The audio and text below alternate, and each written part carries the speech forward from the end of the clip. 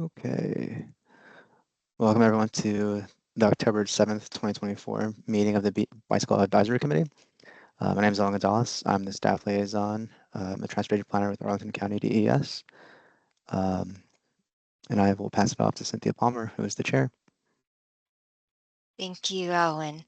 So my name is Cynthia Palmer. I'm the chair of the Bicycle Advisory Committee. Welcome to our October meeting.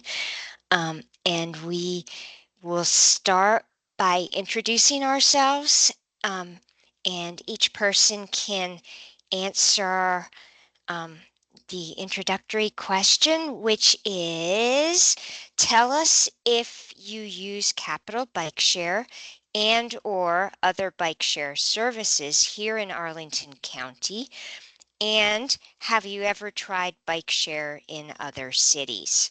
So I'll start. My name is Cynthia, and I do not use bike share in Virginia or in DC.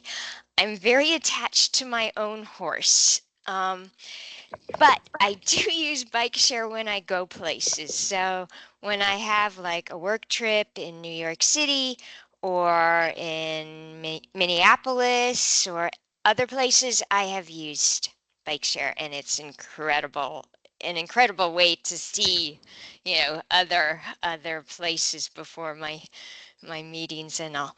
So why don't we go through the list? And I'm delighted to see that at the top of our participation list is Bill Nesper.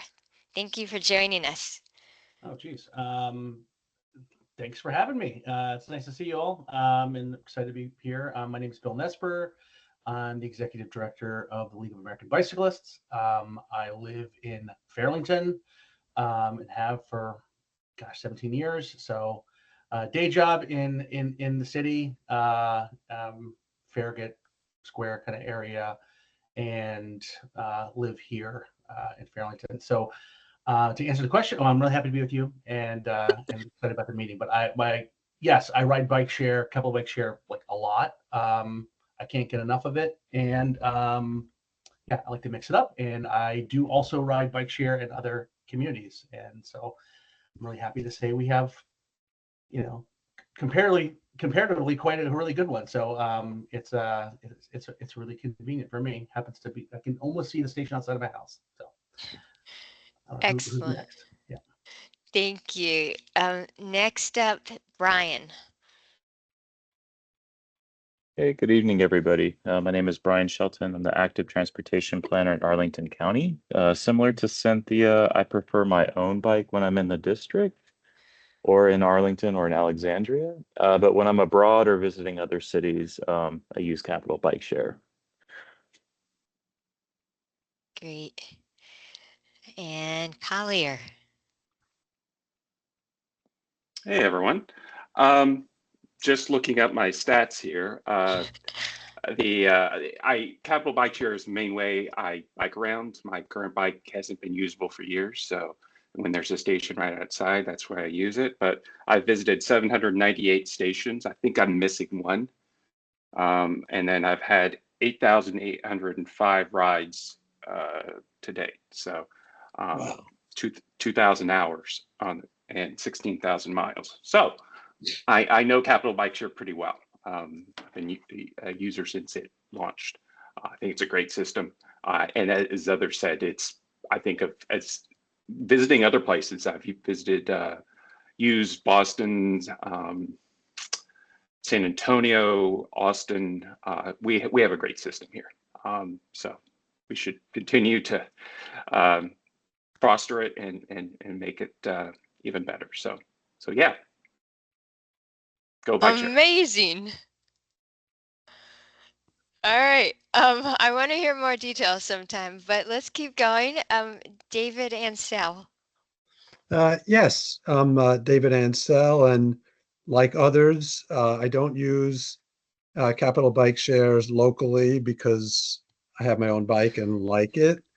And I haven't used it I was trying to think when I have used it in other cities, and the only other city I can think I've used it in is New Orleans. So I actually, and this is a little off the point, took my bike on the train recently on Amtrak. And so I went up to Philadelphia and used my own bike and didn't have to use their bike share. So that was a new experience. Interesting. I've never done that. Next up, David Goodman.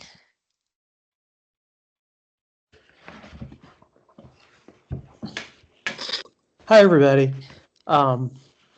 Dave Goodman, Arlington resident. I live in Tara Leeway Heights Civic Association, former Arlington County staff. Worked with a bunch of people who don't work at the county anymore, but I used to help manage the bike program, so I'm happy to contribute today. I know you guys are talking about the transportation, the master transportation plan. Yeah, I use Capital Bike Share kind of just to offset my regular bike. I use it when I haven't ridden my bike into work and I need to get somewhere.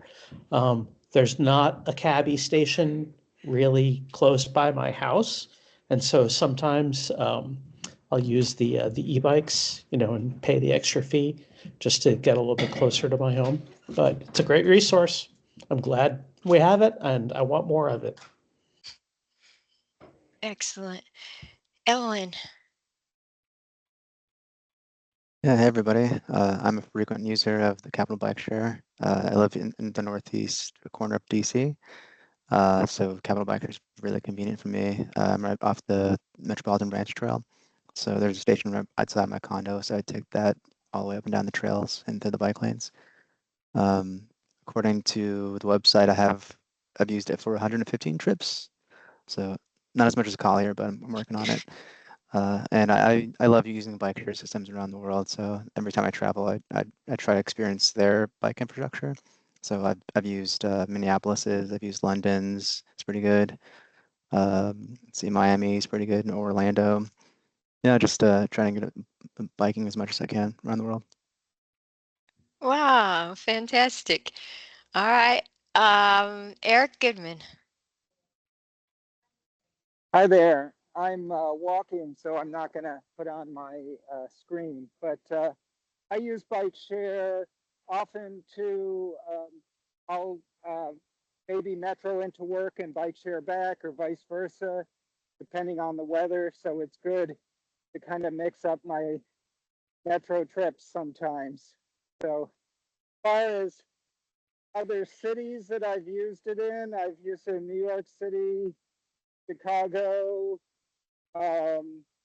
Madison, Cleveland, and I was curious about trying it in Lisbon, Portugal, but I didn't have a great translation, so I never really went through it. But if I ever get back there, I'd like to try that sometime. Anyway, thanks.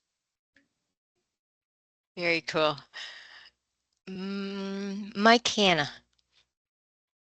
Yeah, I've used it like twice ever. Unlike the others, I ride my own bike and probably should use it more. And I've not used it in another city, I don't think. I don't remember doing it in another city. So anyway, Mike Hanna, Arlington Heights, not much of a bike share user. Maybe I should be. All right. Judah, have you ever used it? Cynthia, the first time I used it was in Madison, Wisconsin. I was there. Okay. I was there for a triathlon. So, aside from Capital Bike Share, I own a gravel bike, a triathlon bike, and a cargo e-bike. Great. All right, and we'll hear from you in a moment. Lauren. Hi guys, Lauren Hassel. You might know me, some of you might not, but I will tell you why I'm here, and then I will tell you about bike share. I'm working with Mary and Bike Arlington kind of for the year to supplement the understaffed amazing program that it is. So I'm happy to be here. And I, yes, am a bike share user. And I have to say, personal story really came in handy when my son outgrew all of our bikes. He's 6'7". So the adjustable seat really helped with the family bike ride. So and I have not done bike share in other cities, but I look forward to traveling some more in the future and doing so. So thanks. Fantastic. Next up, Leslie. Yeah, hi. I used the Capital Bike Share years and years ago when it first came here and to celebrate when they opened their first station here in my neighborhood. But it wasn't that convenient. I have my own bike. I also have a folding bike that I've been taking with me on trains and buses for years. But now when I go to New York City, I travel there a lot and I took out a city bike membership, which I absolutely adored. I especially like, they told me when I had got to 2% of all the city bike stations. I have no idea what number that is, but it's a lot because I used to just go all over Manhattan with it. And those bikes are good to ride, like the cabbie bikes. I didn't enjoy Philadelphia's because the bikes felt a little bit clunkier, more like trucks. But I love the concept and I adored it in New York City. Fascinating. Okay. Andrew Martin.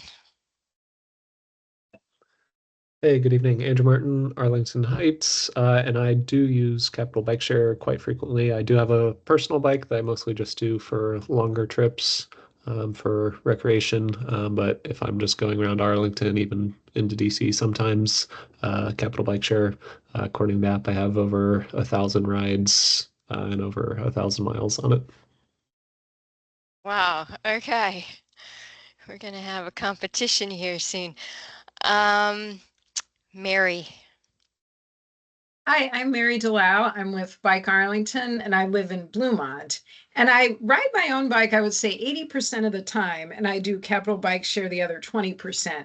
And I'm hugely loyal to the e-bikes and especially the Cosmo. So sometimes when I ride home to Bluemont from Roslyn, I will swap out my red bike for a Cosmo if there's one available at the next station. So I'll like keep looking for the e-bike at every station if I can't get one in front of the office because I just think they're great. So yes, and I've used the Indigo bikes in Philly when I visited my sister, and they are heavy, but I also like their cargo capacity is by the wheel. Like you have more capacity to carry stuff. So I liked that about them. But yeah, they are heavy. I agree with that. Good to know these nuances. Matthew Jones.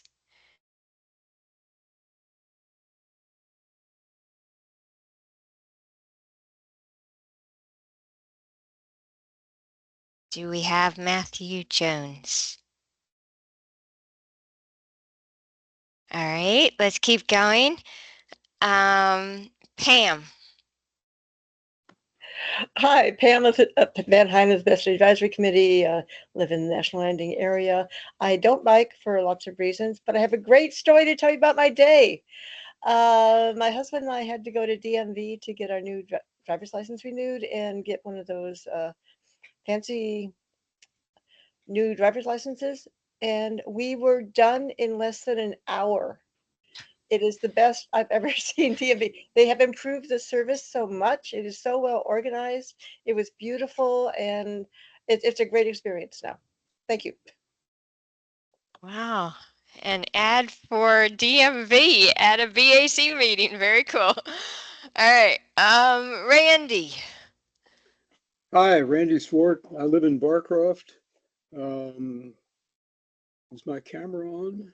I thought, oh yeah, there I am. I do not use Capital Bike Shares. At this point, I'm riding a recumbent trike, and Bike Shares doesn't have it. And I have not tried it elsewhere either. All right. And cost and the financing options available. Conversations also received. Aaron. Hi, everybody. I'm Aaron Schutz, live in the Lion Park neighborhood. I do Capital Bike Share about once a year. Arlington Schools gives me a membership, so that's great. I was at last time I used it was graduation, DAR Constitution Hall. I was going with a bunch of teachers down to the waterfront, Southwest waterfront, and 5 o'clock p.m. There wasn't room in the minivan for me, so I just biked down there, got there in 10 minutes. It took them about 45 minutes by the time they dealt with traffic and parking. So it's really the right way to go. Excellent.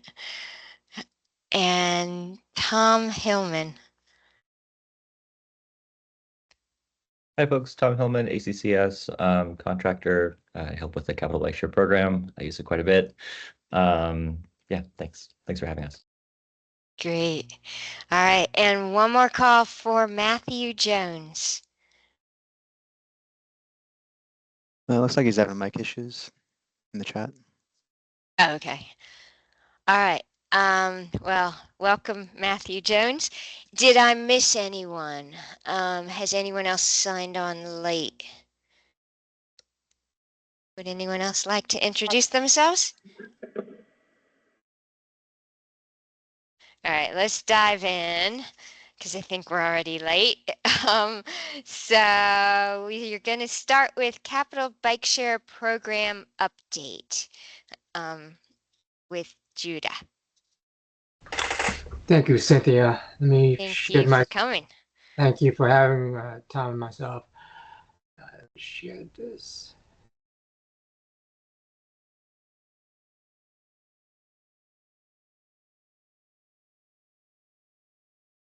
All right. So I started with the Capital Bike Share in July. I took over for Henry Dunbar, which many of you are familiar with. And today, with the presentation, myself and Tom Hillman will cover Capital Bike Share. I think the last time we were here was maybe 2 years ago, where Henry presented. So I'm going to provide an update for FY 24. Okay. Can everyone see that screen? Yes. Okay. Yep. All right. So go to the second slide. All right. So membership and ridership. In the last year, ridership has increased. Not only the membership, but the number of trips. It has really been driven by the e-bikes. In March of 2023, we launched the Cosmo e-bikes. So the Cosmos are these gray bikes.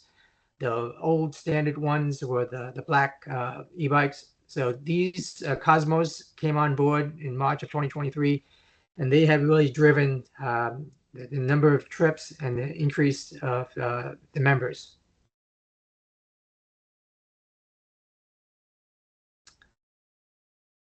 Okay. Let's see, hold on. Are you able to see my notes here also, Cynthia? No, just the slide, only the please. slide. On the slide? Okay. All right. Thank you. All right. So this is the trips from 2021 to 2024. And you can see the big difference. In blue are the classic bikes, bike share. And in the red are the e-bikes. And you can kind of see that they've been over the course of some 2021 to 2024, they're pretty much even. But then all of a sudden in March of 23, ridership starts to increase for the e-bikes. And you'll be interested to know that as of August, the number of e-bikes has surpassed the number of classic bikes in Arlington. And that includes also across the DMV. So it's a remarkable change of events with the introduction. All right, Tom is going to cover the station upgrades and updates. Tom?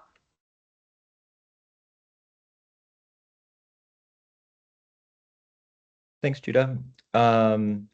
So yeah, there are 111 stations in Arlington's Capital Bike Share Network, and growing. Little by little, it's been, the system in Arlington has grown, as I'm sure most of you know, since inception of Capital Bike Share and really bike share in major cities in the United States, about 14 years ago. And yeah, our newest station is at Columbia Pike and WNOD Trail. There was quite a bit of planning that went into that station. It's in one of the county's equity emphasis areas. It's adjacent to a trail. To the right of this photo, there is a shopping center, the Barcroft Shopping Center, with a variety of different business types. So yeah, there's a lot going on there. The station's getting great ridership. But yeah, it's an interesting piece of land. It's technically county owned, but it had sort of de facto become an extension of the adjacent parking lot. So a few parking spaces were repurposed for a bike share station. We have some upgrades planned for FY25. There are 26 stations that will be replaced for state of good repair. And the initial 4 of those stations are already scheduled for installation this month in October. One of them will be tomorrow morning at the Thomas Jefferson Community Center. And then we have some additional sort of infill stations planned as docks are available within the sort of plans in the budget. And then I guess in terms of corrals, 125 have been installed across the county to date. Those are the essentially bike rack looking, they're bike racks surrounded by flex posts, the white, plastic bollards, and they're intended for use not only for shared micromobility devices, but also the hybrid e-bikes of Capital Bike Share, or even personal, bicycles or scooters, to really just provide more safe, and appropriate places for parking of those devices throughout the county. Next slide.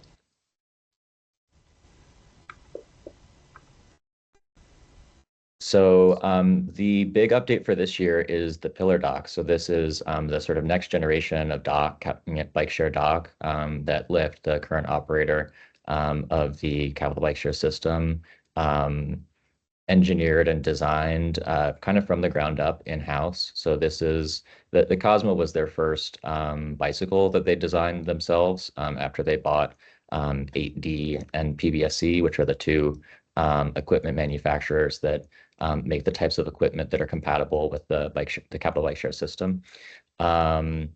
And they were working on the pillar dock for the past few years, and it's now launched in New York City and here in the DC market and a couple other cities across the country. So they kind of redesigned it from the ground up, but kept all of the good things that people know and love about docking a bike conveniently into a station. But they just kind of upgraded the whole experience. So these docks are modular. Old stations, you had to have at least 11 or 12 docks at every single station. These docks can be deployed in configurations theoretically as small as 1 dock. We're thinking probably not fewer than 4 in a given location. They are independently connected to the backend network of the bike share system, so we don't have to worry as much about an entire station losing connectivity at once as each dock independently connects back to the network. They are more reliable, so they completely redesigned the latching, the docking mechanism. It's now a spring mechanism, so just pushing the bike into the dock is what locks it, what secures it. And when renting a bike, it's just a spring-loaded mechanism that releases it. So we've heard reports from the operator that the missed dock events where you try to dock a bike and it doesn't dock properly, or miss undocking events where you go to rent a bike and it doesn't release, are down significantly with the new pillar docks. They are street tested, so they were kind of designed with reduced maintenance in mind, sort of as far as how they designed the internals of these docks. They are slightly lower power use than the previous docks, so the last docks had a battery within the kiosk, basically a car battery that was in the kiosk that the operator lift would go and basically have to swap every so often, depending on the solar connectivity and in the location of the station.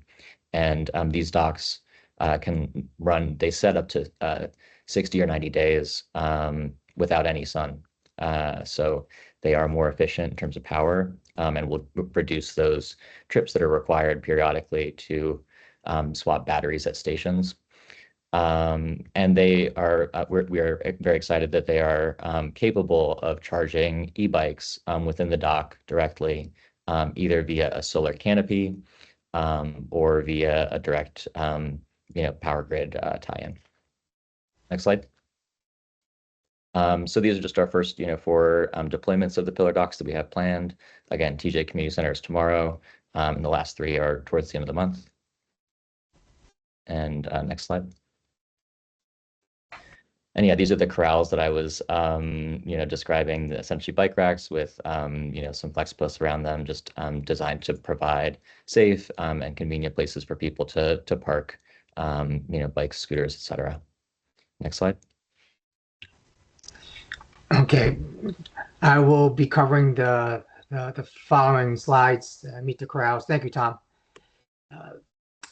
So we started this campaign in June, Meet the Corrals. It's with Bike Arlington and the Shared Mobility Device Program.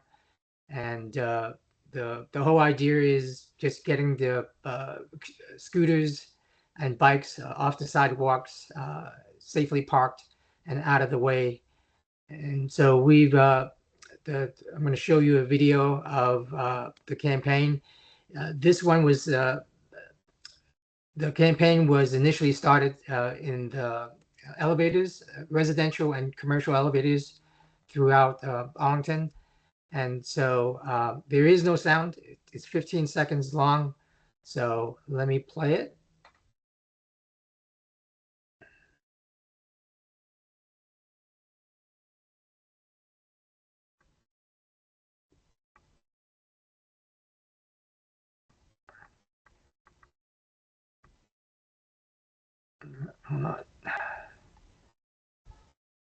We might have to send it around after the meeting. Suffice to say, it's a scintillating video. All right. Okay. All right. Let's move on to the. Let me go back here. So we are soliciting locations where we can install additional corrals, and so it's the 311 reporting through Arlington County. And you can send this directly to myself. If you have a suggestion of where we can put a corral, and we would like to put it throughout the county, and whether it's north or south. So we're open to suggestions. Henry Dunbar, he has been leading the community partners and outreach, equity outreach program. And it's for those familiar with the Capital Bike Share for All, if you qualify, membership is only $5 a year. It's a great program, and Henry has done a fabulous job of growing this program.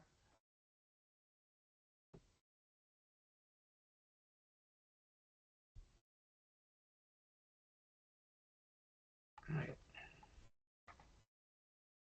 Okay, and here is a slide with a number of the Arlington community partners and Cabby for All.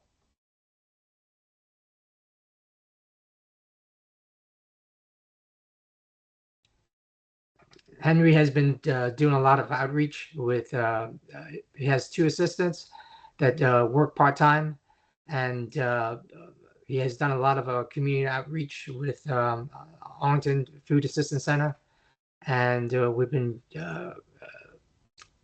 we planned, Henry's always planning for additional events. So if there's any questions for the Cabby for All program and community partners, please reach out to myself and to Henry Dunbar.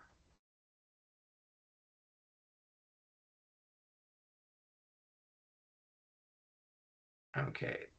And our last slide.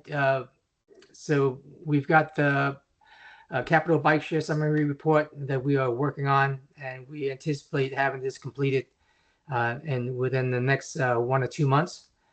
And then the big plan that we're waiting for, pending the completion of the Arlington County Commuter Assistance Program strategic plan, capital bike share, we're waiting to outline the growth and development for the next 6 years moving forward. So that's a high level overview of the capital bike share program. Tom and I are open to questions. It's Collier. Yeah, thank you so much. That was a great presentation. I had the opportunity to visit one of the new pillar stations in DC at Eastern Market. It's great, although I was turning in a bike that had a problem, and I noticed the pillar docks don't have the service, wrench button anymore, which is fine. So I thought I'd go to the app, but the app tells me to push the button up at the dock. So I had no means of reporting a problem with a bike. I assume that's something that's going to be updated with the app at some point, but it just let y'all know about that. And also, there was no, I guess you're also getting rid of the kiosk, the service kiosk that was there, or at least the Eastern Market didn't have one. They only had the poster board. So it wasn't necessarily intuitive for anyone, casual users to be able, how do I rent a bike at this station?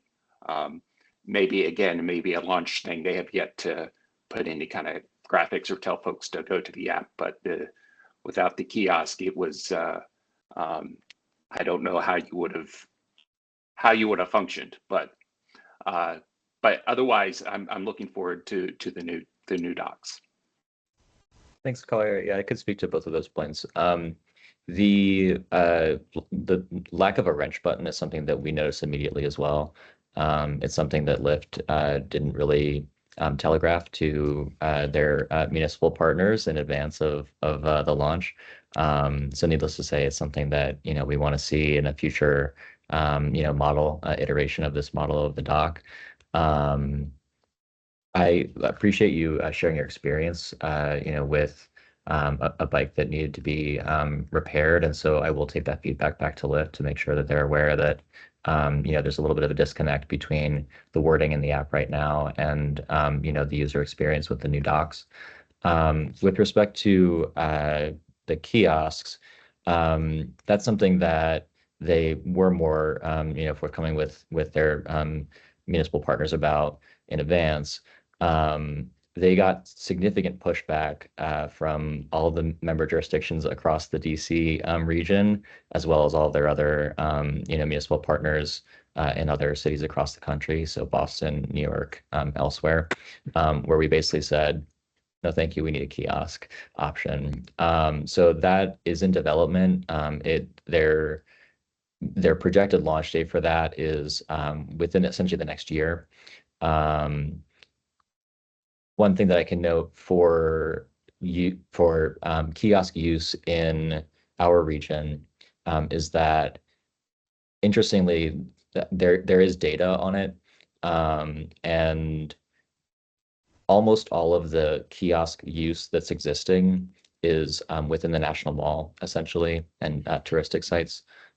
So essentially, almost every other kiosk throughout the region gets like less than 3% of trips initiated via kiosk anymore. When Capital Bike Share first came out, obviously the kiosk was indispensable. That was the method of renting a bike. And over the years, it's just really, evolved and shifted over to the app or people's keys, for members, who are frequent users. They can be issued a key. So it is possible to rent a bike without, a phone or the app. Yeah, so we are, we were very strategic in terms of where to deploy this pillar equipment. focusing only on stations that don't have high kiosk use. And then, for the small subset of stations within the county that are more touristic and that do have, more use of the kiosks, we obviously will be waiting on, the availability of that equipment before replacing the station equipment. Great, thank you. Yeah, thanks for that feedback.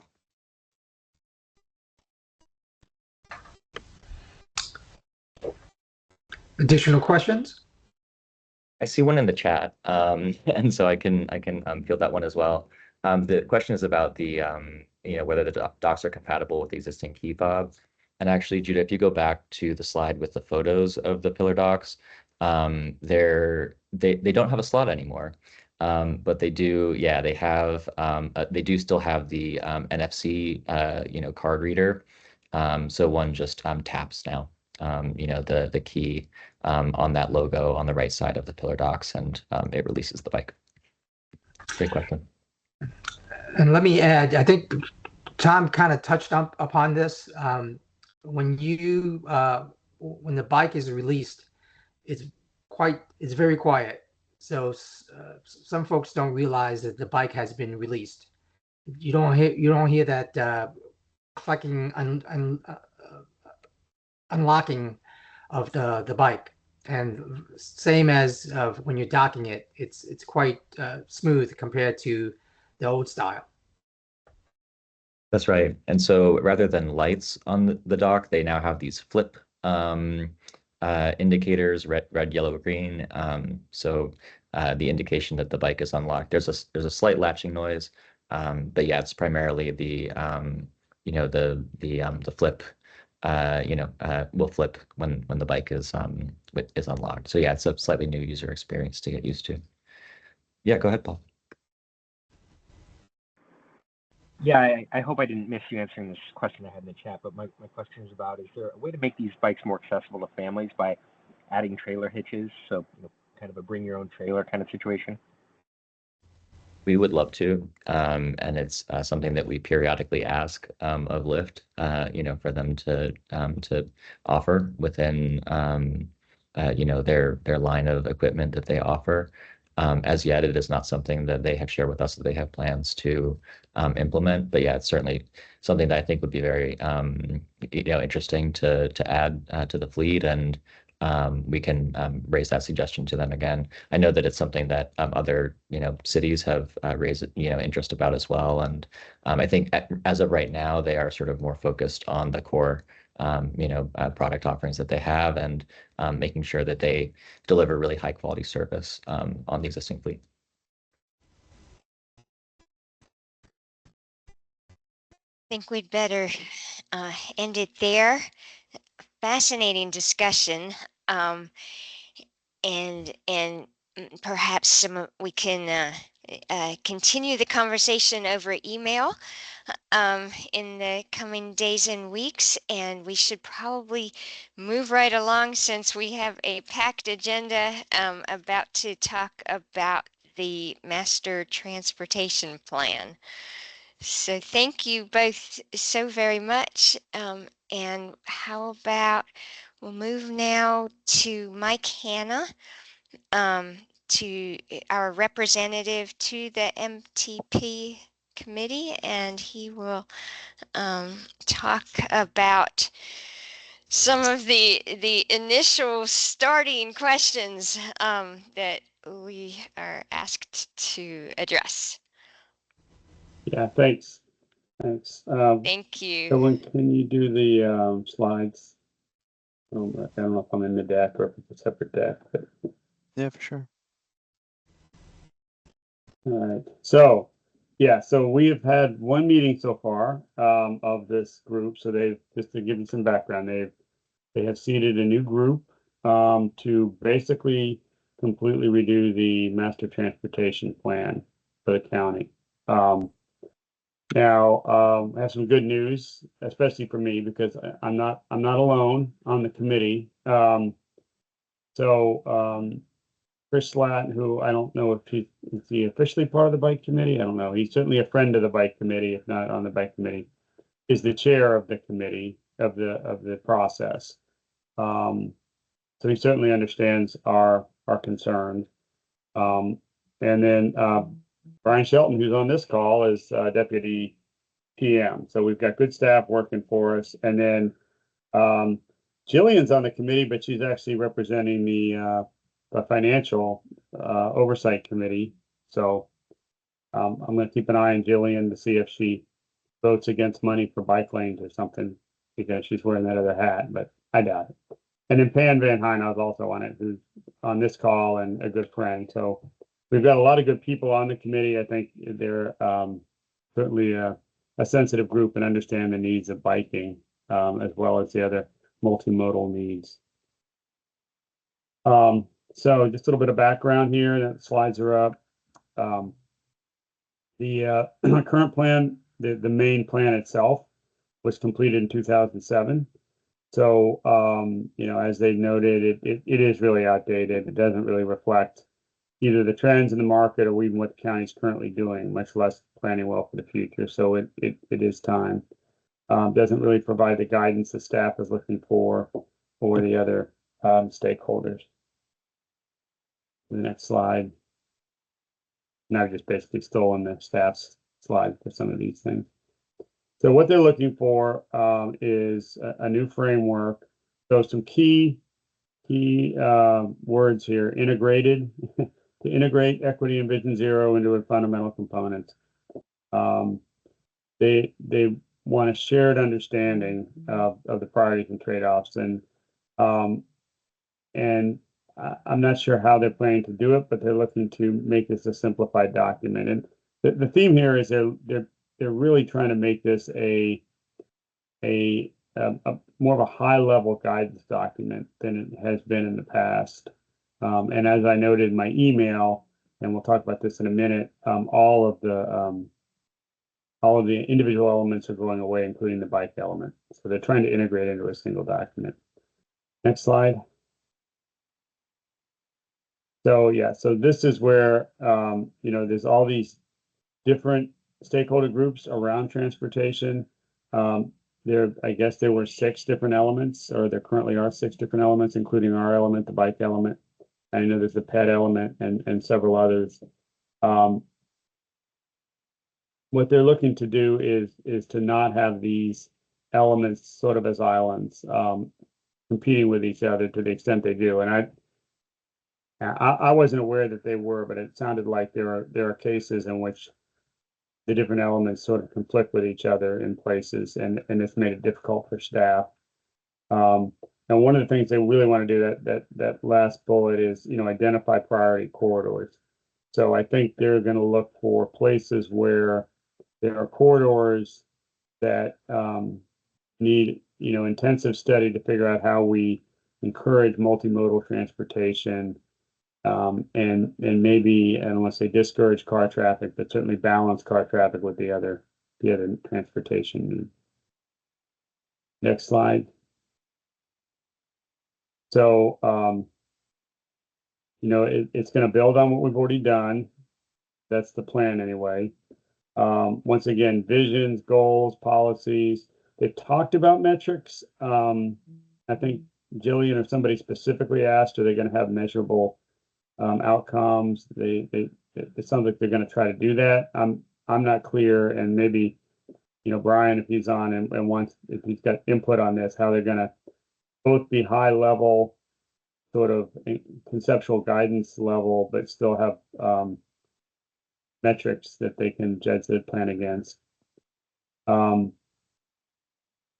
then how this integrates adopted board policy. So once again, relatively high level is my understanding, and I can be corrected, but that's what I kind of got out of the first meeting. Next slide. And this is where what they're trying to avoid is laundry lists of projects, which I think I have some concerns about, because those laundry lists sometimes are the projects that we can then point to and say, hey, why aren't you doing this? And basically, not the last one, it will not develop detailed design or engineering guidance. I understand that the thinking is that that guidance gets outdated very quickly, is the concern by staff. That within a year or 2 or 3, the industry's moved on and we're stuck with a plan that has specific guidance that doesn't make sense anymore. Which I get, but my concern is that will it sort of have teeth? Go to the next slide. This is the time frame. It is a relatively long time frame, so we're only going to meet once every couple of months, and there will be work in between. So we have some time, and I propose that we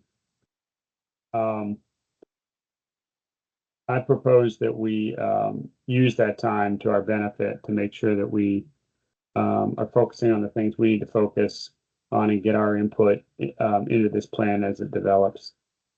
I'm going to next slide. There is a series of community outreach and engagement, so we can send this out if folks want to go ahead and engage with staff on this. The next one's coming up pretty soon, right this week at Cherrydale Farmers Market, and you can see the others. So they're going to have both pop-up events, which are more informal, at these sort of community events, and then they are having a couple of open houses at Central Library and at Arlington Mill. And then they're going to be doing canvassing events, which is basically them going out to certain areas. My sense is this is really trying to reach out to maybe some underserved communities or communities that don't normally have input. They brought up the fact that we've heard a lot that a significant percentage of the input tends to come from homeowning single family, folks, even though the majority of our residents are multifamily, a lot of renters, and they don't get as represented. So they're going to try to reach out to some of these communities through these canvassing events.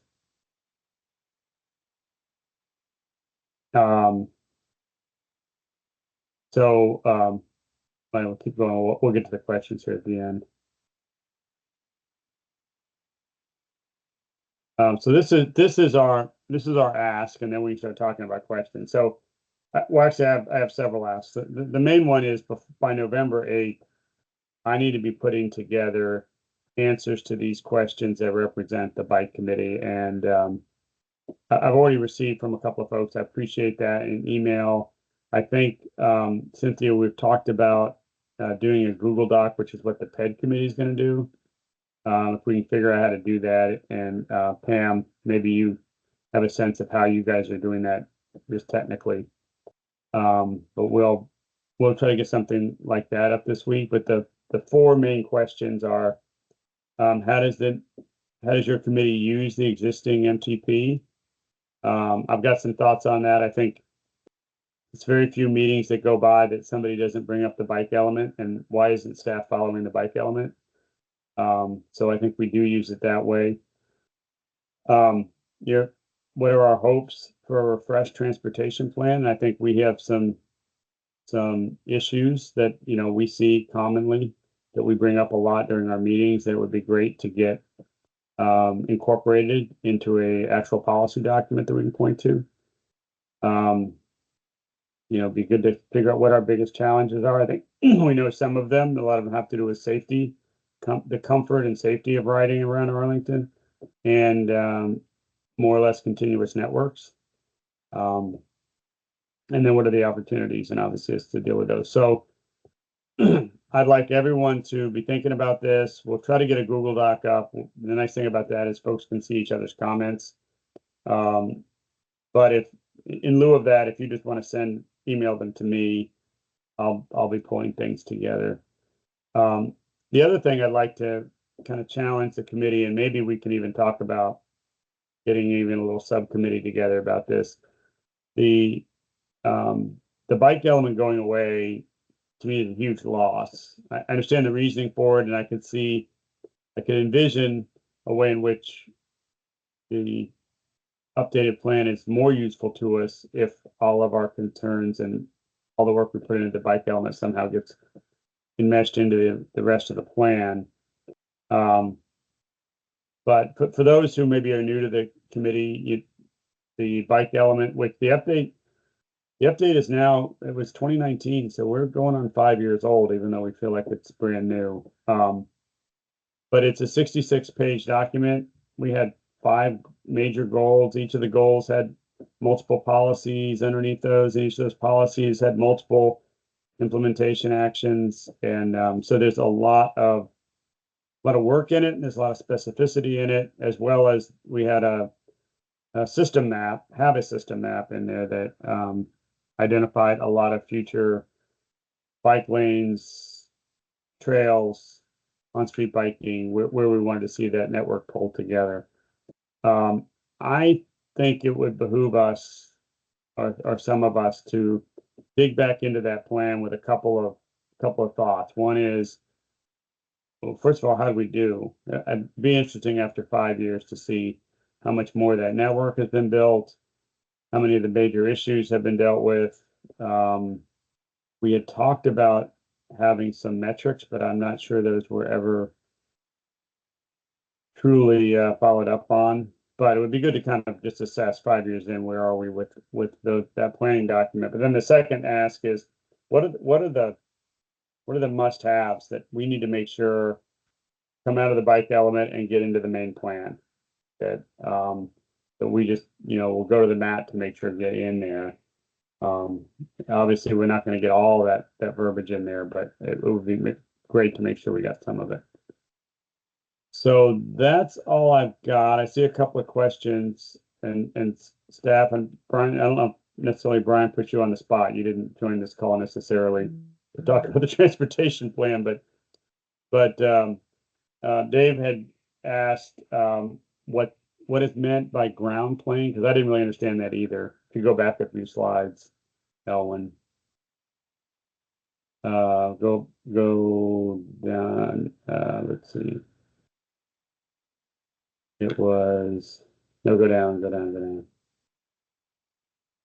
down a couple slides. Yeah. Go down another one. And one more, I believe. No, maybe one more after this.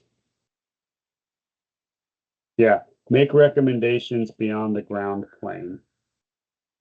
Does any staff or anybody else have insights on that? I can speak to that. Can you hear me? Yeah. I'm out walking around. The ground plane is exactly what it might sound like. We're not going to be making any subterranean recommendations or aerial recommendations. So thinking of like the gondola, for example, we won't be taking into consideration future possible modes of transportation, like flying cars one day. But we will be leaving space in the document to accommodate any future changes to transportation as people get around. So we're just looking at our roadway network. That's about it. Okay. So would that mean that things like the new bridge going over to the airport would kind of be out of bounds, or? No, that would be completely within bounds. Okay.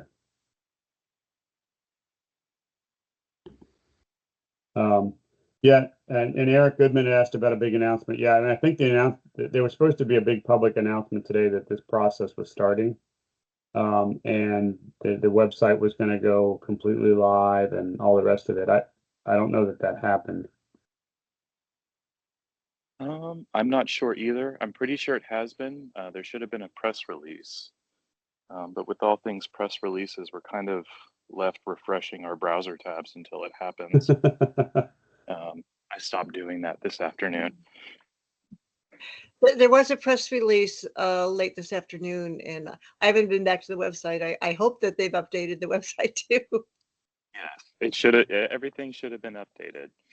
We should be 100% live by now. Okay.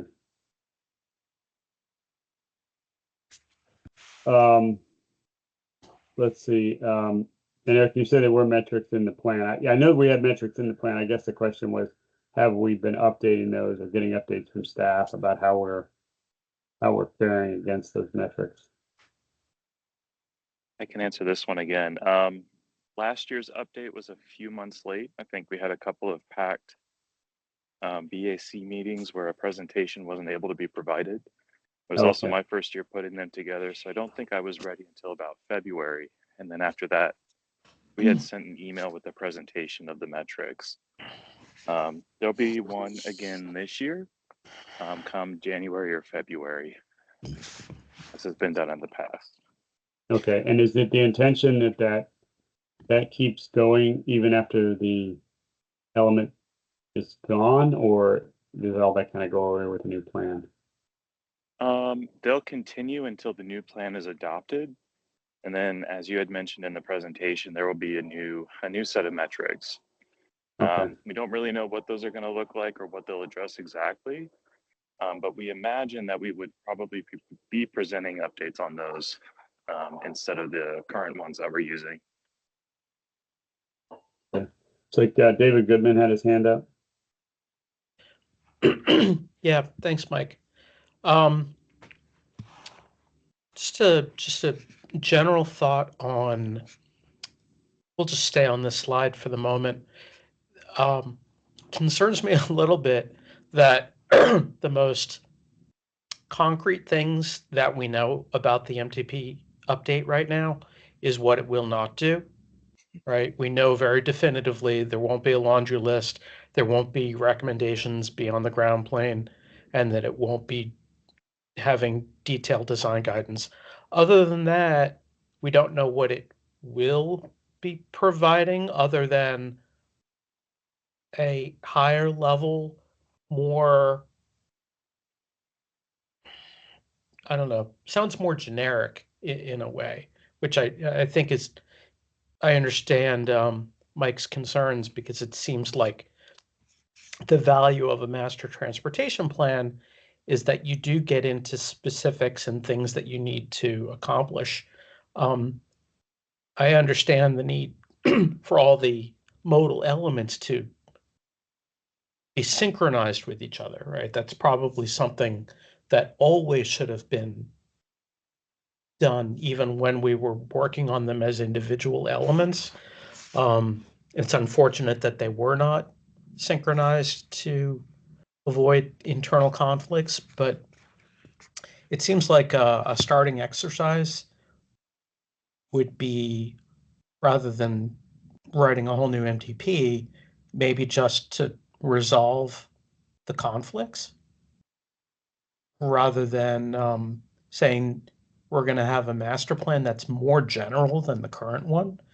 Because I think maybe one of the biggest criticisms that people have had is that the county has maybe had a hard time following the MTP as a guiding document, right? And if we make it more general, I kind of am a little concerned that it'll be even harder for the county to use it as a guiding document, because it'll be so high level, that there won't be a whole lot of not a lot of tangible stuff for people to build on. So it's maybe more of a general comment to staff and something for us as members of the public and the BAC to keep in mind as this thing gets developed, right? Because if as the plan said, if as we hear, right, there's things that this plan will not be doing, if those things are needed, at some level, somebody will be providing them. And if it's not the MTP and if it's not county staff, somebody else will create that laundry list, and there will be pressure from the outside. And that's not really the way that Arlington County likes to work. So one way or another, these things that the plan will not include will need to be addressed in some way, because they'll find a way to, the public, these are things that are needed. As much as we hate laundry lists, I want this, I want that, I want that. I think the laundry list actually has a very negative connotation, right? But if you look at the MTP, it's based around primary corridors. I mean, there is a logic to it. A laundry list is literally just a bucket full of ideas that gets poured out on a table, right? With no hierarchy, with no priorities and things like that. I don't think the original MTP or the latest version of the MTP was a laundry list. I think it was a little more carefully thought out than that. And so to toss it in this way seems a little counterproductive. I think I'll leave it at there. All right. Tammy, you got your hand up? Pam, me? Yeah, you. Yeah, thank you. Hi. I just looked at the project website and it has been updated, especially under the, let's see, share your input. The online forum is now active, and there's a bunch of stuff under the communication toolkit. And I appreciate both Mike's comments and Dave's comments about this, and certainly the bicycle element is one of the elements that we're most concerned about because it does have so much great and detailed information. The pedestrian element does not.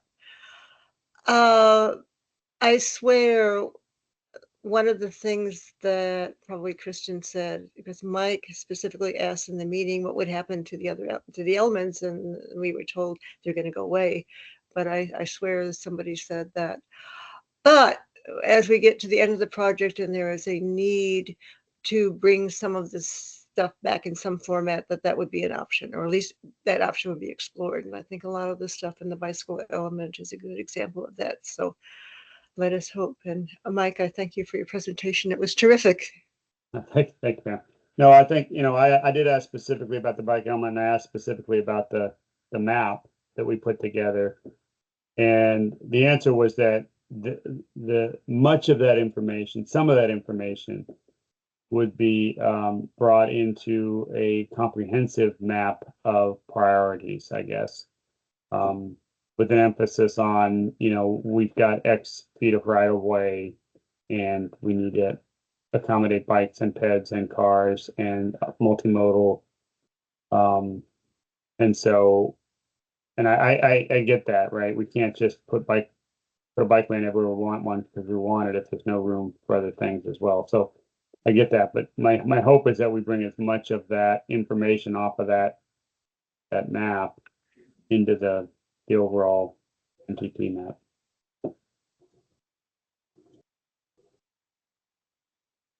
I had another question for Brian, because it didn't come up during the meeting. Is this plan going to include trails, to your knowledge? Yes, the plan will include trails. It'll include them from a network perspective, from what I understand. I'm not sure if new trails will be proposed as a result of the plan. But when we bring all the information to the existing bikeway network, for example, what's been proposed, what's under construction, and what's been built, will be included in with the trail network. And just to kind of, I guess, elucidate on some of the questions, some of the conversation, a lot of what is proposed in the MTP will be brought forward.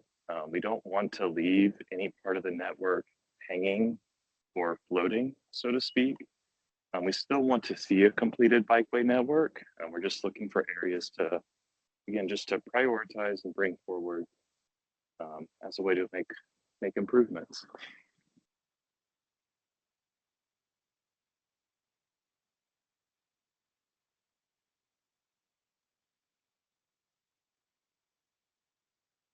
All right, that's all I have. So I'll work with Cynthia and Owen to get a little more information out, and hopefully a Google Doc of some kind where you can put your comments. But like I said, if you've got comments tonight, you just want to email them to me, that's fine too.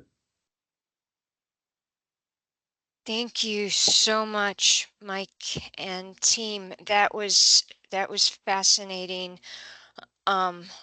One thing that I noticed right away was some of the language, in at least in the slides, is somewhat similar to language that we saw in the county's new draft charter for the BAC and the PAC.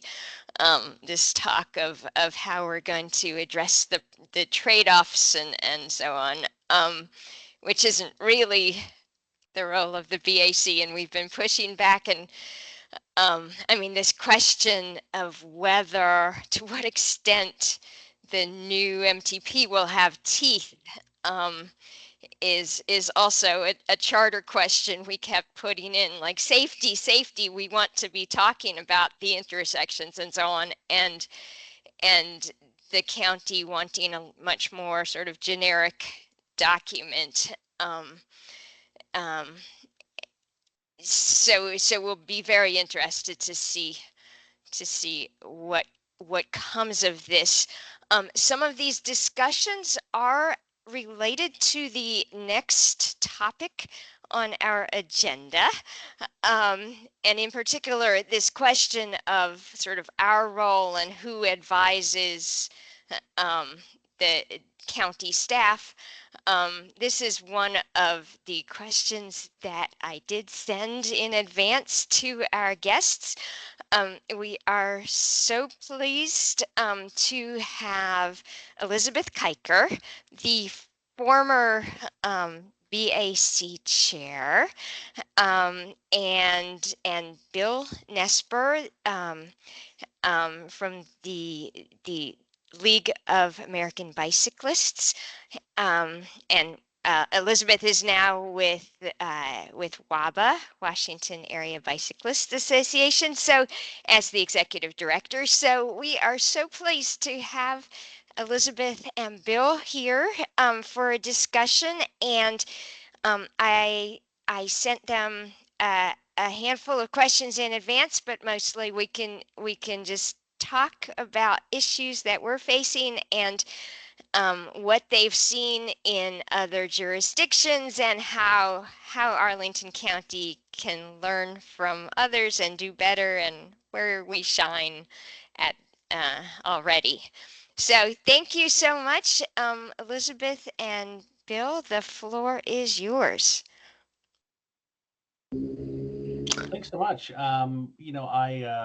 I'm really excited to do this with Elizabeth. We're also former colleagues at the League of American Bicyclists. I'm wearing my Bike League shirt, Bill. In her, are you? I can't see you. In your illustrious career, you were also at the Bike League. I really appreciate you all taking the time, and I have to admit that in my national role, yes, I participate in the bicycle friendly community reviews of Arlington, but I don't put my finger on the scales or anything like that.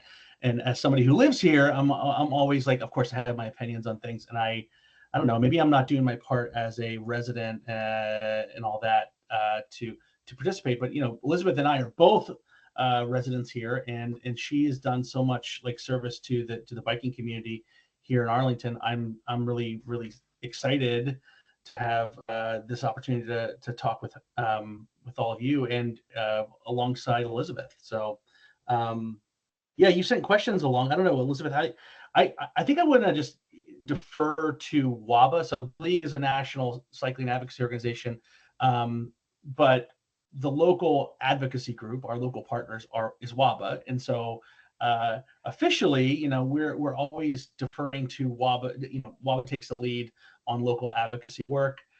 That said, I'm not going to completely remove myself from this, in that I do have some perspective from running this national bicycle friendly community program for years, and knowing many of you, and writing here, and hopefully can bring some perspective from other places. So Elizabeth, you want to go?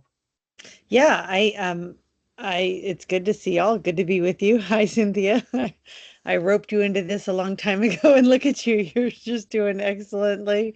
So the WABA has been around, as many of you know, for about 52 years. And we, for the last year and a half, is the first time we've actually had staff dedicated to Virginia. I will say that doesn't mean that's the only time we've been working in Virginia. Kevin, who is our Virginia advocate, and I were just at the WNOD 50th anniversary in Falls Church a couple weekends ago. And the woman speaking there had been one of the advocates. She was talking about how she would go to the Virginia DOT and they would say bikes aren't transportation when she was trying to get them to advocate. And then she said, but there was this group, WABA. She didn't know we were there or anything, but she was like, and they were really helpful.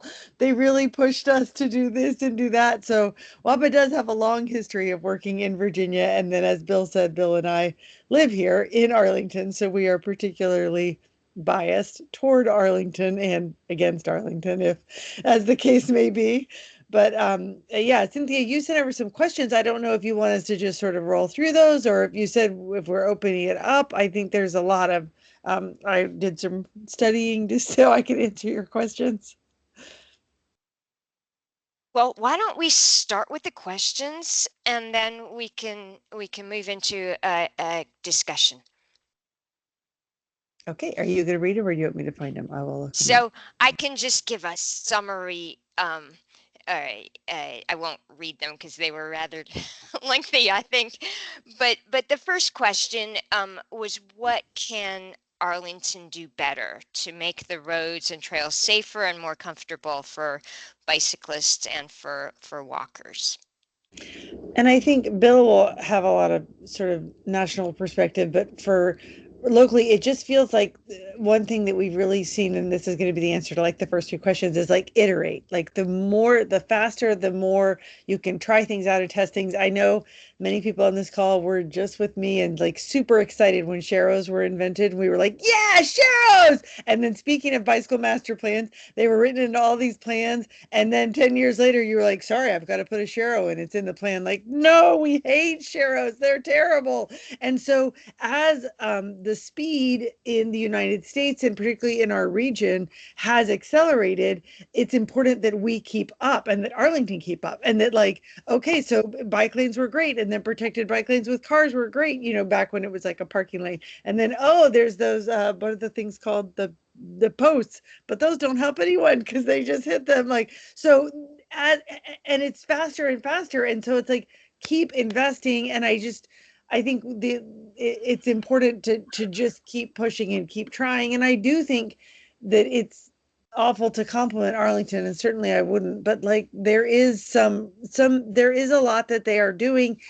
And I'm sorry, I'll jump ahead a little bit to a later question. Like, as we go from like outsiders demanding change to people in the city working to make bicycling better, it does slow down just because it isn't like dramatic. We've got to get a bike lane on Wilson and they paint a stripe after years of fighting, but to like where they're actually making it safe to bike, which is the longer journey.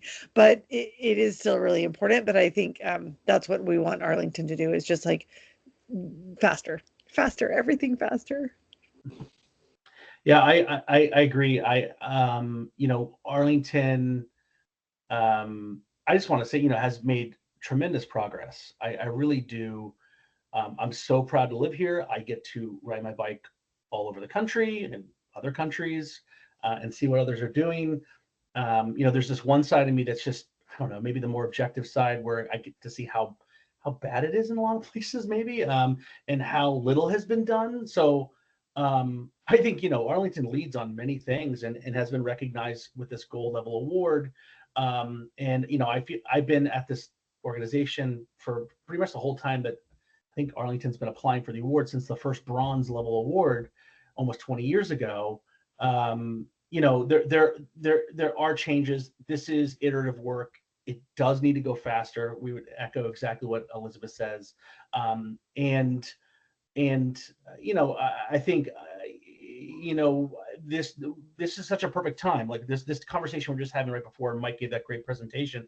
I think, and I just have to just echo what David was saying, Dave Goodman. I think you have to use this opportunity with this plan to continue to put the metrics that you've been using or in the new metrics. Maybe they're going to be streamlined and synchronized with other metrics, but I mean, a plan without metrics, you know, can be a whole lot of things. And as an executive director of an organization that has a board telling me, hey, here are these, you know, here's where you should go, you know, I can do all sorts of things under those goals. Like, you know, I really need some direction. Like, what do you mean? When you say there? And I think this body has been doing that for years. And of course, we could do this better.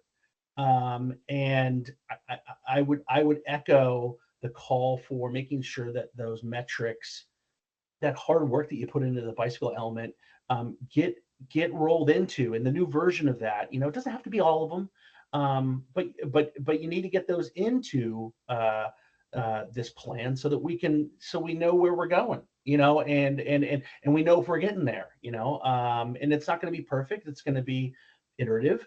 But yeah, I think we need to get those in there. Thank you. Very, very interesting. And the second question is also very much related.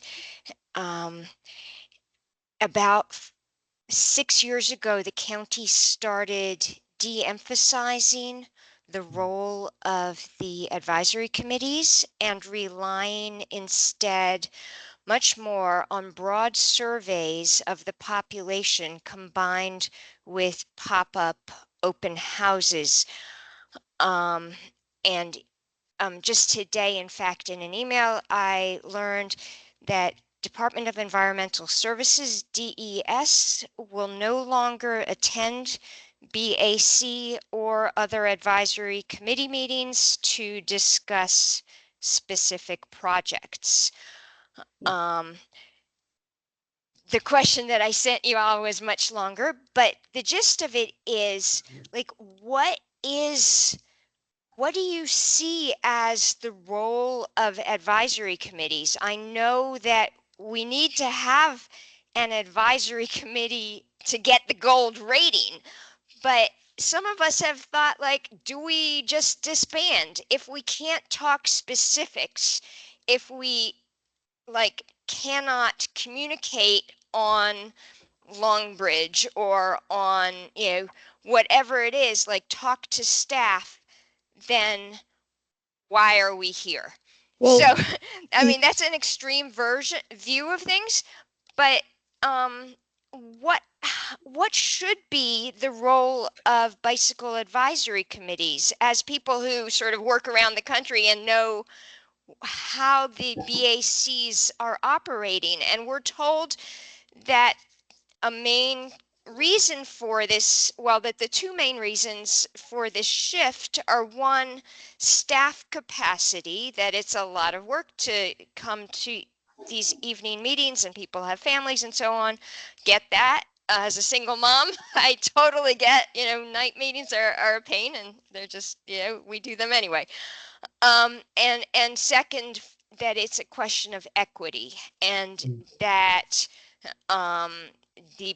the people who work for a living to deliver food on an electric bike or something, they would not be represented in the BAC. They would be far more likely to reply to a generic survey or something, or go to a community pop-up. So anyways, what do you see as the role of advisory committees?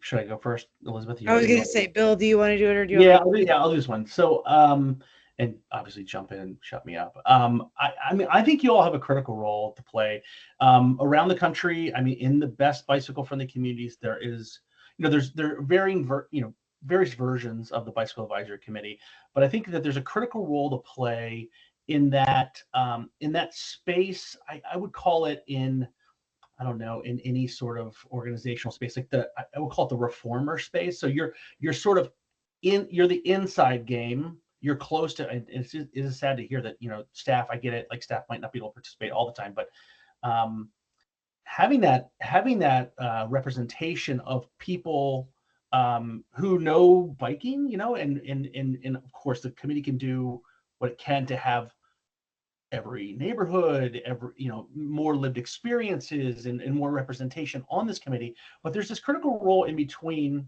the advocates or the activists, who I think should be pushing and pushing hard, probably harder, like continuing to do. So thankful for WABA and all they've been doing. Like we have to build a groundswell, the advocacy groups have to build a groundswell on the outside to build public support for these sorts of things. I think, the BAC plays this critical role. I mean, look at the work you're doing. I mean, it's so impressive. You're going into detail here where, it's not just for nothing. You're delivering to, well, ideally to the board. Maybe it gets lost in the county manager. I don't know. What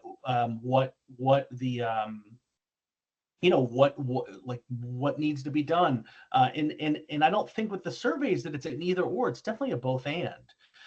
Again, the best, yes, Copenhagen, they have a committee and they have surveys that measure comfort, measure, all sorts of things like, the bike facilities, the surface of bike facilities, availability of bike parking. So I would say push towards like having metrics, having a dashboard, having a BAC that is like knows what those things are, and then helps build trust in the community by communicating those things out. Doing the outreach that you're doing. But I would say that most of my neighbors who love riding bikes, unless they're talking to me, they don't really know like how the county's moving on this. It's not, they don't have time to think about this among all the other things. But having like that really clear like group of people that in a clear metric that we can report to them and say, oh yeah, no, I support that. I think it's part of the accountability of the whole operation. And I just want to say, I think we were also pointing out, Alexandria has sort of a BAC that's sort of separate and not appointed by the county and that's a different path. I think either way, there's frustration. No BAC is like, wow, we meet and we get things done. When we tell the city in a letter to do it, they do it. Like that's not, Bill is talking about how everyone has BACs in the world, yet very few BACs in the world are like, and we rock it. Like it's important work, but it's nighttime work done by people who really are willing to dive deeply into issues that not everyone is. And I think the surveys are definitely important and definitely reach a lot more people. And I think the BAC is very important. And the way that Arlington County has set it up is, and you could go off on your own, but it just is a matter of like, it feels like diminishing returns to you over the last 6 years, but it also, I can see the changes in the growth and even the, Vision Zero, there's been a lot of failures in the region and in the world around that goal. And I think Arlington is one of the few places that I feel has actually put a little bit of money where their mouth is. When they started talking Vision Zero, I was like, yeah. But then they were like, we're gonna fix this intersection. We're gonna put like, oh, and they have. So it's not. I know that y'all get into like, but they didn't do this and they didn't do that, and that's true. I just also think that y'all are helping them in a way that is maybe hard to see from close up. And I bet if you call Alexandria, they'll be like, we wish we were inside. They never listen to us. It's just. The other child is always the favorite child. There we go. Question 3. VDOT and Route 1. Maybe you can tell us a little. I'm gonna dive in. Of your thoughts on bringing the highway to grade, your personal thoughts, where your organizations stand, if they're taking a position. Thank you. We have taken it. Yeah, Bill, you want to take this one? Bill's No, like, no. I want to say whatever you say. Yeah, we have taken a stand, and I think, okay, so this is important. We want to talk about VDOT just because my colleague brought up, and I think it's really good, and I just want to give Kevin lots of shout outs. Almost everything I'm saying is directly from Kevin. We met today. But there's a thing where you what is it called? Self-edit, self-criticize, whatever, where you say, oh, VDOT won't do that. VDOT won't do that. And it gets to a point, especially even for Arlington staff, where it's like, oh, VDOT won't do that. VDOT won't. And so VDOT becomes this like black box that he said maybe even it's just 20% of the time they don't even call VDOT and say, will you do this? But then VDOT every now and then is like, well, we would fund a pilot, or we do want to see this change. And so first of all, it's just really important to push the city, see in your role as BAC, like every time there is an opportunity on any VDOT road, and y'all know Virginia's a big state and there's a lot of rural that doesn't have Arlington's density or passion for bicycling, and God bless them, they're wrong, but it's the truth. And so I just want we want to really advocate to keep pushing VDOT and to keep calling VDOT and to keep asking VDOT to change, because it's the only way. Sorry, back to your last question. It's the only way change is going to happen. And then on Route 1, there is always trade-offs with big infrastructure projects. There is no big infrastructure project. Sorry, back to BAC's joy, that the BAC is like, that's perfect. I love it. And it's the same with WABA. We understand that it's never going to be the way WABA wants it to be exactly. And on the Route 1 project, this is the taste of the trade-off. Like, taken alone, the crossing at 18th Street is probably a downgrade in terms of time, but that one downgrade for us, the position we took, is worth it for the overall improvement to the corridor and the significant upgrades elsewhere. We can celebrate and fight for the vision of a better Route 1 corridor while not loving every single part of it. And we know there are advocates that I deeply respect and that I've worked with for many years who really disagree with this stance, but we have looked at it from lots of different angles and talked to a lot of different people, and it just feels like, again, not the way we would have designed it, but a trade-off that is worth it in the long run. Bill, take it away. I know you've got to. yeah, what she said. No, I think that's right. I know that there are trade-offs. There's, in the concepts that are pushed out, it's not going to be exactly what I want.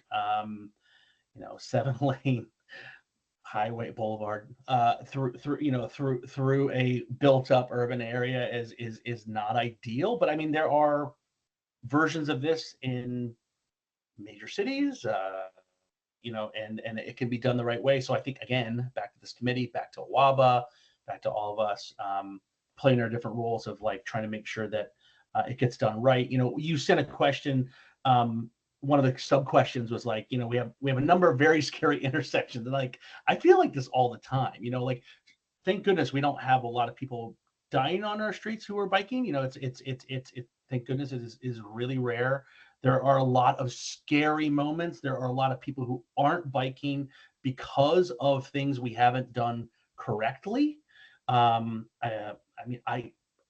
to beat anybody up, but I feel like the whole Glebe Road, that whole Ballston thing, I wasn't really involved, but every time I go there, I'm like, oh my god, how is there this much? And it just it just is what it is. We can't let that happen again. We can't have a highway running through this what could be a really dense walkable neighborhood in the future, in a better one. I don't know all the details. I know that there's probably a lot of debate here, but scary intersections, yeah, we still have a lot of them. Yes, there's still so much work to do. If we were to, you asked, if we give advice to the county manager, well, yeah, let's lower the design speed. Let's go for 20 miles an hour on local roads. Let's reduce the scary intersections. There's good guidance out there on how to do this. Let's not compromise on the really important parts. We have to be pushing the county to be prioritizing active transportation. We've done all of the easier stuff, though most of that's done, right? And we're connecting the network, but we got to do these projects right, and we got to keep pushing. And I think we all have a role to play in doing that.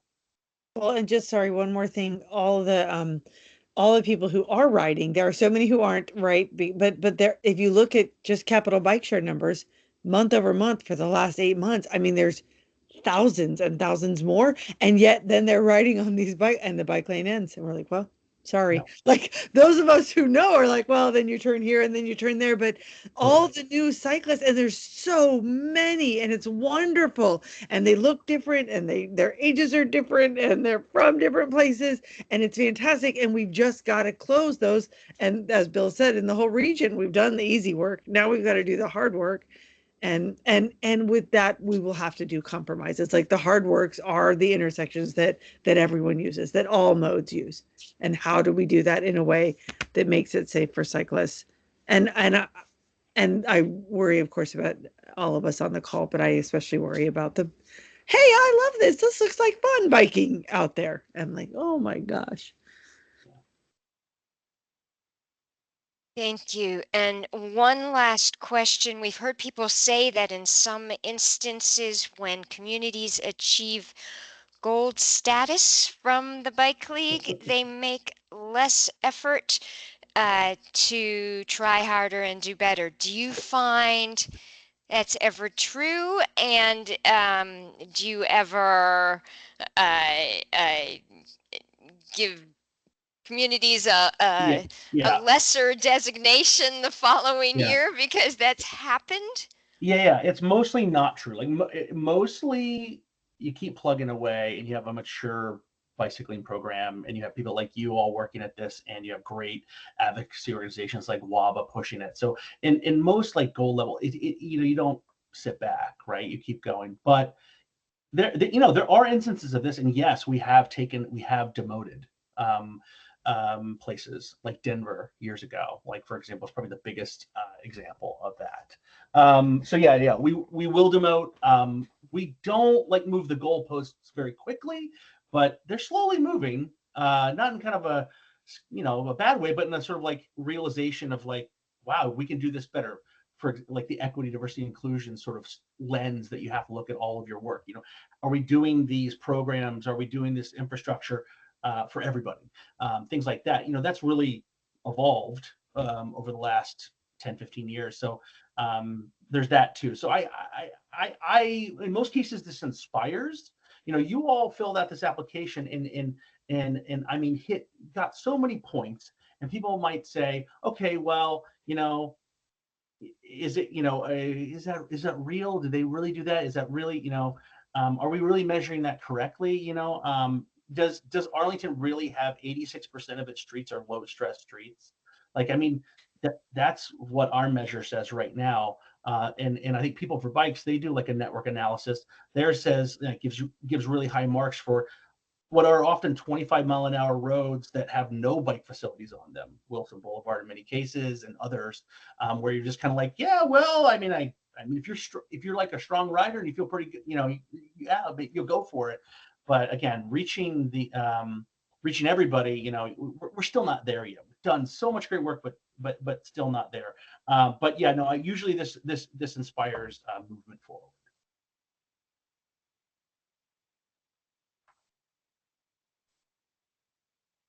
And I know we're gonna do it. It's just how fast, like I feel like ready to open it up to other people, but that's I think that's our challenge now. If we're gonna set goals for the community, what's our part? Of course, we're in a larger transportation mix. We have to be aware of that and work within that, and yet bring our really special strengths and gifts of biking to that conversation and to our future. And using my league hat as well as my WABA hat, like another thing that we are very immersed in is how much better things could be here. And yet from a national perspective, DC is a phenomenal city.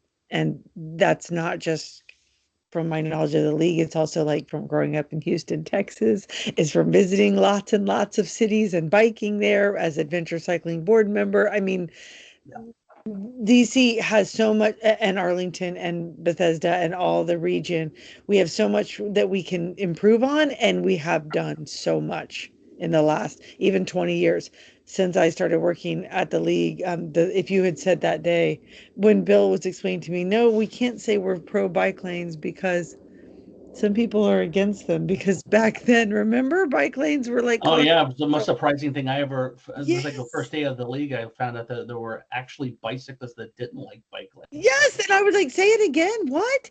My, how far we've come. If you had told me that day 15th Street would have a two-way protected bike lane the whole way, like I've been like, I don't even know what those words mean.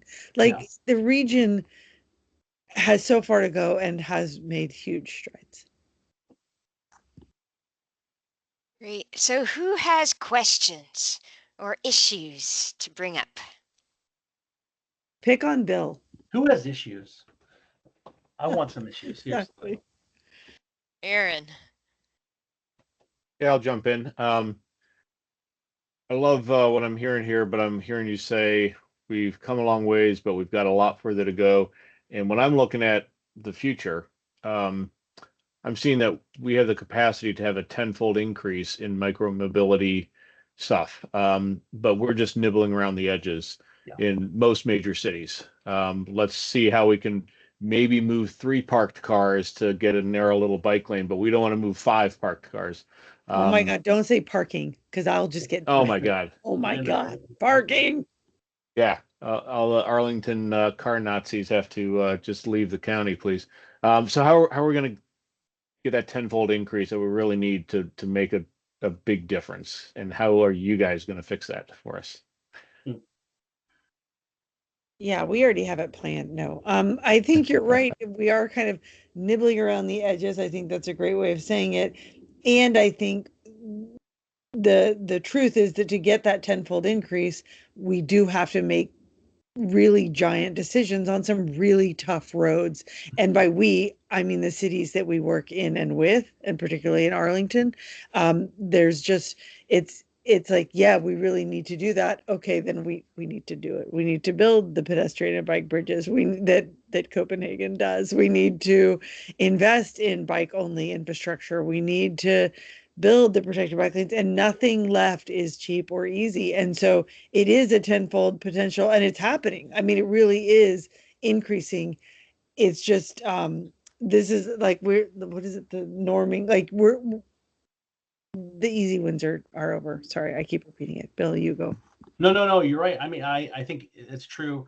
I think part of the role, like we as a national organization have to, we rely on mostly, like most of our members are folks like you all who are like involved and like doing this kind of work and showing up and asking for more funding to come down. I know that like that's not where all the funding for this comes from, but in most of the country, there's a huge percentage of this funding for biking infrastructure, specifically bicycle infrastructure projects, is coming from, you know, the federal transportation bill. And while there's like 65% more funding for that sort of thing in the current bill, and you know, we're going to be working really hard to make sure that there's more in the next bill.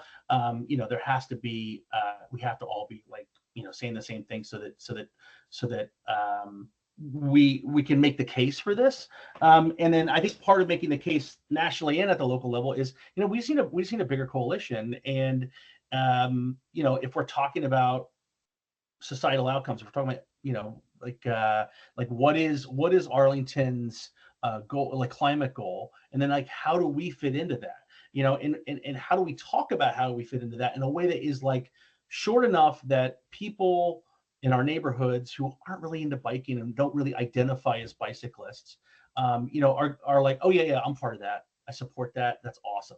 And I know we all know this, but I think it's just worth saying again that when we're talking about health outcomes, climate outcomes, all, you know, our livability outcomes, like we have to talk about, I mean, what is it, like 60% of Arlingtonians are still getting around mostly by car? I think it is something like that.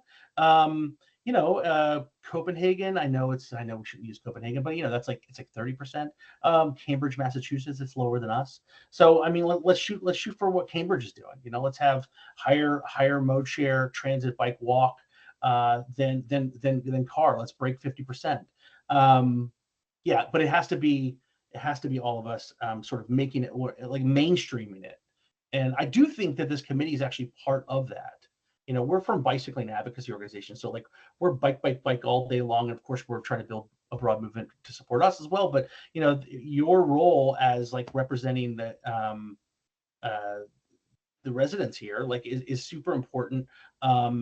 to make sure that we get the job done. And all the more reason why we have to have metrics. Like what do we, like there needs to be some dashboard. Like I just heard about a presentation that was given, and like, yeah, I was just wondering, just like, is that presentation like uploaded somewhere? Like, or is there like the snapshot version quarterly or yearly? I don't know. The report card that you all are doing, maybe there's bits of our report card that you might take and go, oh yeah, let's just have these 5 things that we're measuring ourselves on once a year, includes a public survey element, and we're all looking at the same page, towards those ends.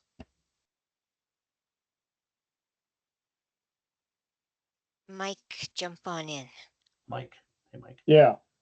What are communities doing around more cultural bike lane usage issue? That as we get more facilities, especially protected bike lanes, I'm having more and more problems with.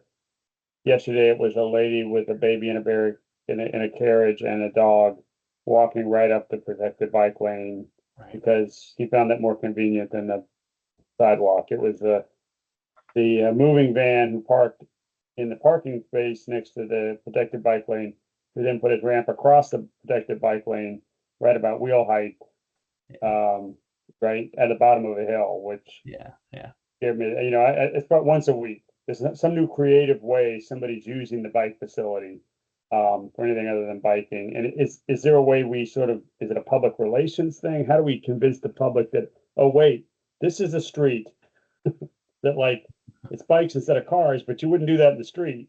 So why are you doing it in the protected bike lane? Right.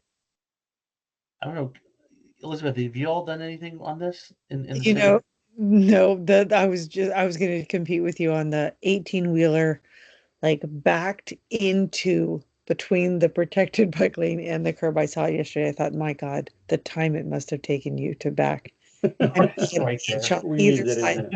I was like, for God's sake, and you're going to put me out in the traffic because you're prioritizing yourself. And so, no, I don't think that has a solution. If there was a solution, we would be on it. It's just like, I thought you were going to say on the sidewalk. I mean, any shared space, there are going to be people who abuse it. And I think we can do the education. I think the more bike lanes there are and the more people biking on them, the better that gets the usage, the less I'm shouting, get out of the bike lane at the truckers. And hopefully you didn't shout at the mother with the baby, but it is. And I think because the human space that's set aside for people who are walking or biking or wheelchairs is so small in our cities that when I'm running, I sometimes run in the protected bike lane. I'm like, oh, I know, but it's like everything is so crowded and the cars have so much space.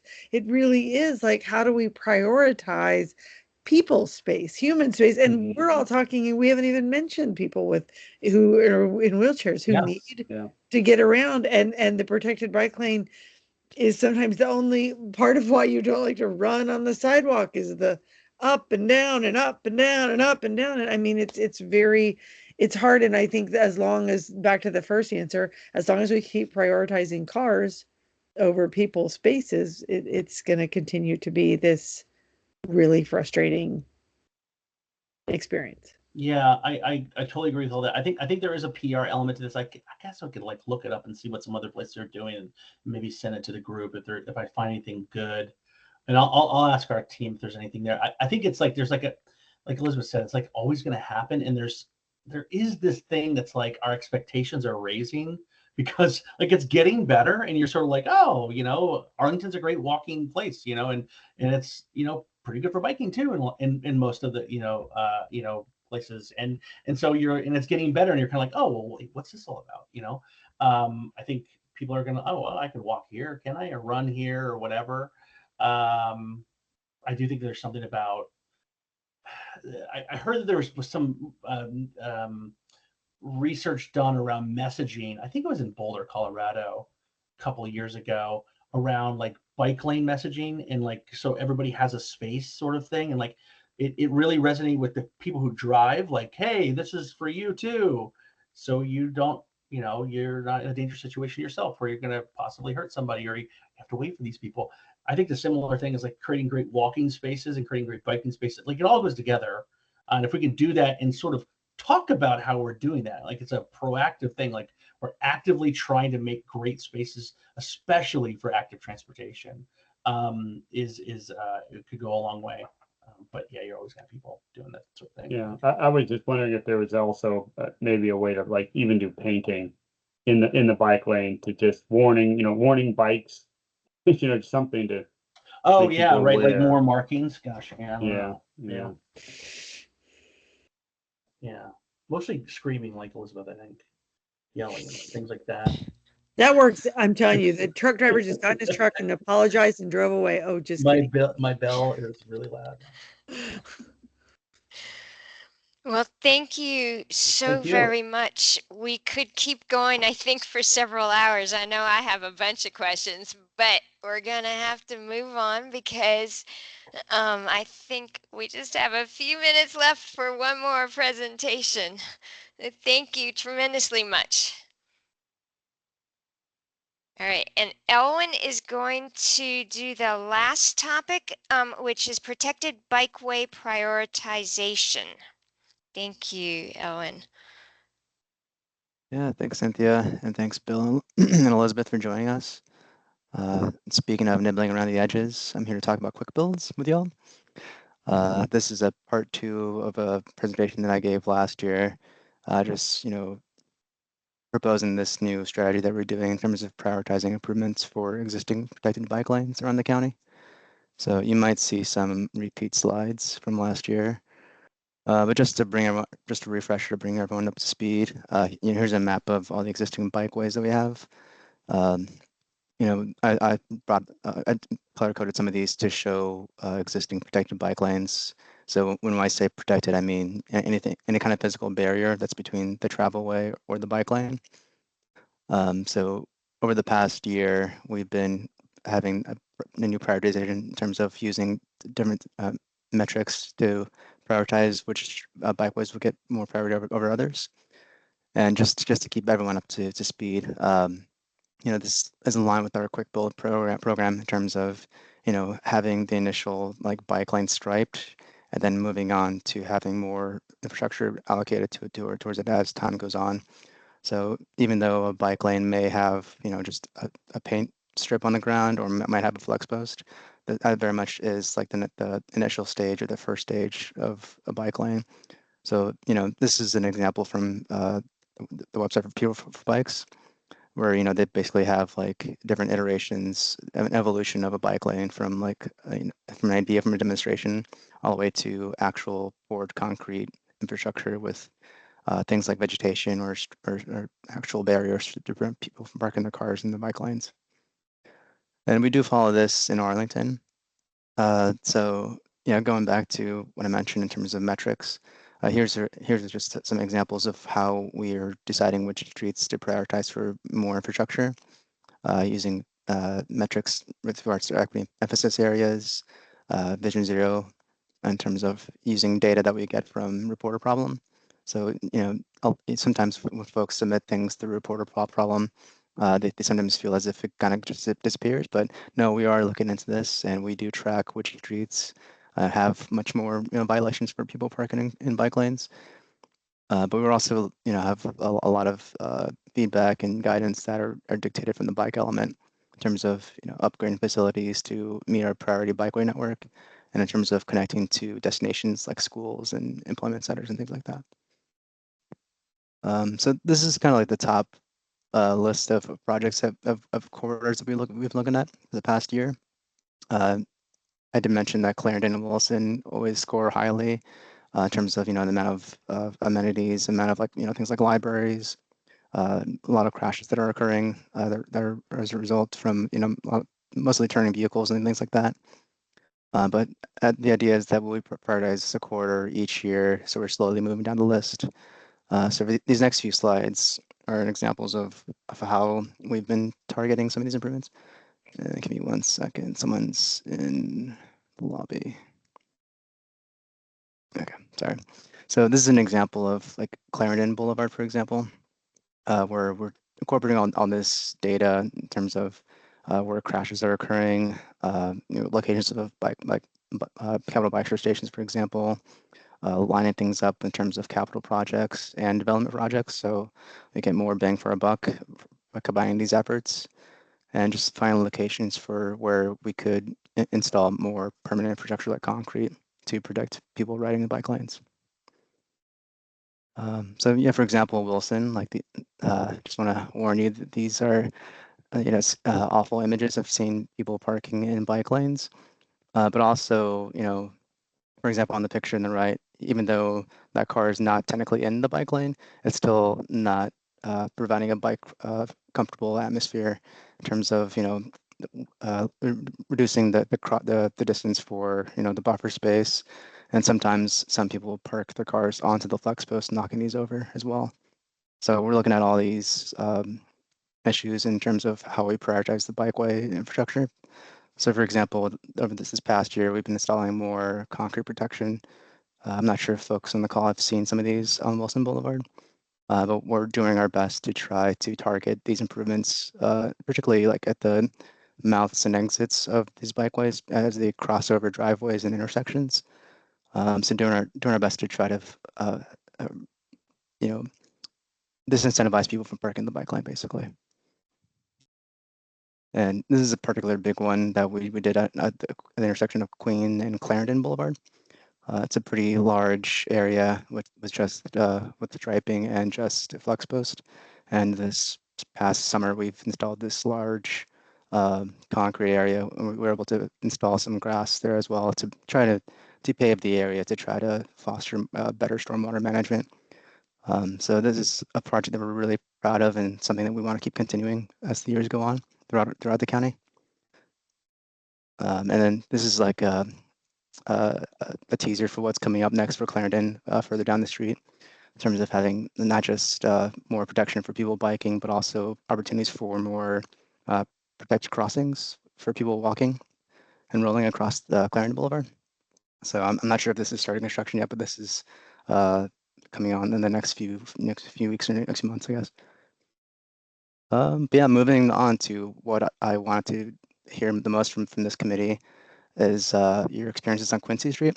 I know it's always a hot button corridor, and this is one of the most high level areas in terms of we're getting reported problem issues from folks parking the bike lane, but also just in terms like, any day of the week you go out there, like I took a few of these photos myself of people just parking and not really caring and just loading their trucks and their wares to the local retails or the local apartments, whatever. Yeah, so the corridor that we're looking at along Quincy Street, along from Fairfax Drive, all the way down to the Glebe. We want to get some feedback from you guys in terms of, I could show some data, show you where people are parking in terms of where we received reported problem request. But I definitely want to hear from you guys in terms of things you want to see, things you've experienced, any horror stories, anything that could help with us in terms of, deciding what to do with the Quincy Street. So I don't know if you guys want to just jump in with comments, or I could just go through the corridor to share data. I see Andrew has his hand up. Hey, yeah, I go through Quincy fairly frequently. I think the section you have on the screen right now, for at least like a confident cyclist myself, isn't the worst part, because it's not the parking protected bike lane, so you can fairly easily swerve into traffic or into the vehicle lane as necessary when things are blocked. But a block south of there where it is the parking protected, yep, like that loading area on the right, and then also up near the intersection with 9th, it's really easy to just be completely blocked in the bike lane when vehicles are, either unloading in the in the bike lane, is typically what I see as a northbound rider in the mornings.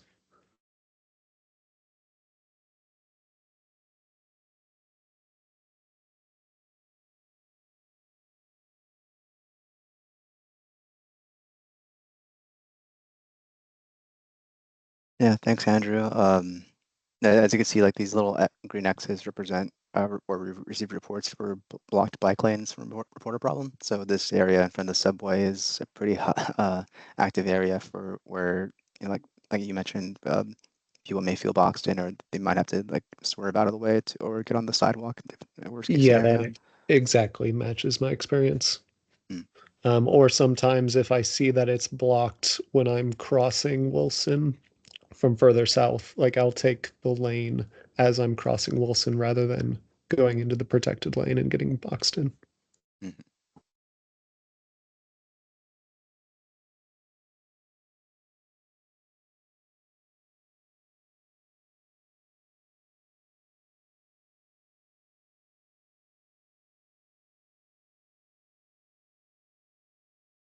Okay, I see David's hands up.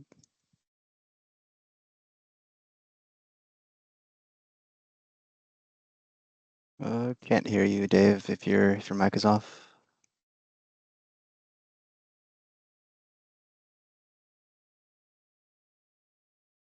Still can't hear you.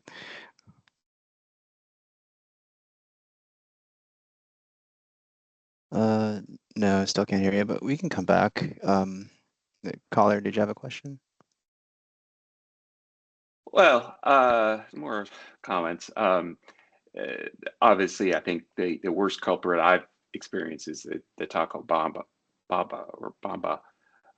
at Wilson and yeah, where all those green X's are. The the challenge is, there's any time where there's a retail, especially restaurant, there's a high turnover, and when you don't have the protected bike lane, that becomes the de facto pick up, drop off. Oh, I'll just be a minute space. So, we're sacrifice, or we would, there's I think 1 or 2 spots there that is causing a lot of havoc. If those spaces just went away and it was just protected through there, it would be a much better experience. And also a lot of the challenges it's not just here along the Quincy corridor, and this goes to some fundamental engineering design decisions the county has made in the past. Is, at the intersections, we are continuing to, and this is great, and I'm not going against the pedestrians here, but bumping over, I think it's better on the previous slide, at the, where it sort of constricts right at the intersection to shorten the crossing distance for pedestrians crossing the street there, like a crossing there near Wilson. It creates that little transition zone, which is perfect for someone to park in. I know we're taking sort of baby steps towards things like protected intersections, but even if the cross road like Wilson doesn't have any bike facilities on it, we need to think about how to just shift that bike lane rather than having to do this little jog right at the corner, and that transition zone, as I said, becomes vulnerable to parked cars, is to shift that closer, aligned with the rest of the curb, and then give the pedestrians an island that's even closer to reduce their crossing distance. I might not be making this specifically clear, crystal clear as I'd like, but it's the way Arlington designs these intersections makes it challenging for no matter what treatment we do, to keep folks from parking in them because of those curb extensions. So I think that's something we have to think about, not in this project specifically, but need to sort of take a look at. Obviously, we're not doing it part of the MTP because that was excluded, but at some other effort is need to look at how we actually do some design standards for the county. Thank you.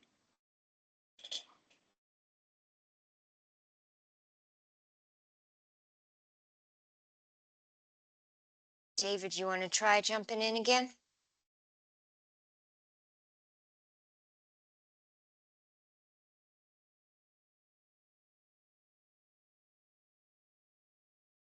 Yeah, sorry, David. Maybe you could drop the question in the chat or something, or comment in the chat.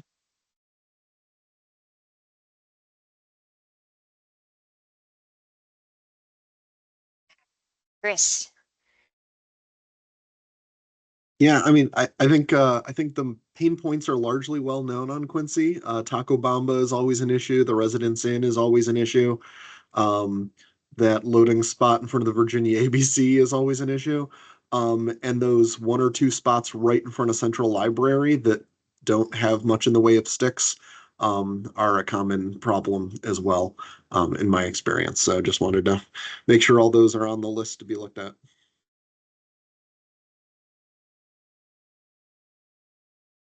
Yeah, we're definitely seeing some patterns on Quincy. I mean, a lot of these like images may not be a lot of surprise to folks on the call.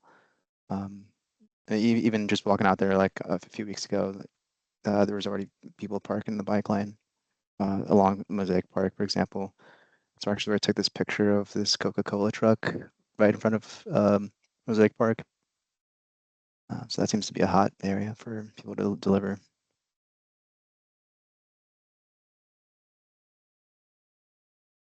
Looks like we have a hand from Aaron. Hi.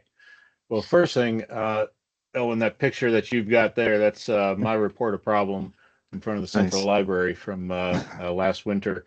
There it is. I didn't get any feedback from Report a Problem on that one. I know that kind of thing happens, but it would make me feel better to know that it's being appreciated. And now I have a little feedback, so I will take more pictures and report more problems.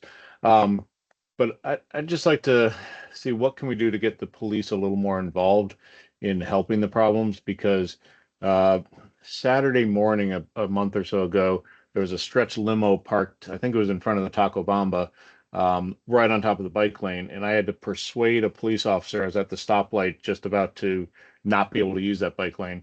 And I had to persuade a police officer to actually like do something about it. He was just going to go on. He's like, all right, fine. I'll give him a warning. I'm like, give him a warning. He knows it's a professional driver. He knows what he's doing.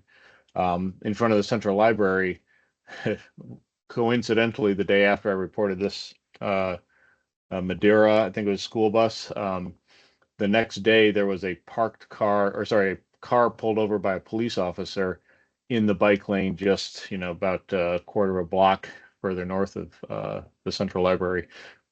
Two vehicles blocking the bike lane, one of them being police. I know maybe we can't deal with that, but it just seems ironic that the police are blocking the bike lane to pull over cars for not obeying the laws. And I've had things like that with police blocking bike lanes without any other reason. So just wondering what you can do to get your coworkers to help solve these problems. They drive past cars parked in bike lanes on Pershing all the time and don't do anything. I know they're busy, but Yeah, I agree. I mean, it's not just ACPD, but I also see some county vehicles doing the same thing, like on county business. I'm not going to name names or point any fingers, but I've definitely seen county vehicles parked in bike lanes in Arlington. Yeah, a lot of that has to do with like education, and in my opinion, I think we should have more training for staff who use county vehicles. And a lot of that has to be like reported, unfortunately, but it's really hard to track those things. Yeah, that's a really good question, and I mean, this could be a good caveat to maybe bring ACPD back to a future meeting to see how we can, because we had them recently, but it was more so just them. I believe they mentioned like some technicalities that like the buffer isn't technically a bike lane or unenforceable or something. Not sure if you guys recall. Yeah, and when I brought up the Quincy Street issue then, and I don't blame the officer, but it got a bit defensive about it. When you're calling out his people on doing the wrong thing, and maybe they don't have a choice on some of this, but we want them to be sold on the safety of cyclists, not just their duty to pull over speeders or people with broken taillights or whatever. And get them on bikes, yeah. So I know that we're over time. I see that David has been able to post his question. I don't know if we want to answer it now or we can talk offline. Yeah, it's up to you, Owen. Let's see. Yeah, it's kind of a cap, like it's kind of tied to what Aaron just mentioned in terms of police enforcing no parking. Yeah, I mean, like I said, this is a lot has to do with reporting. Like if there's some kind of violation happening, but if staff isn't there, if we don't have a camera or anything like that, then it's kind of hard for us to know what's happening unless it's reported and report a problem. Maybe yeah, we I mean, can get ACPD to come to a meeting sometime in the coming months. Yeah. Yeah. All it's right. mostly We a should just,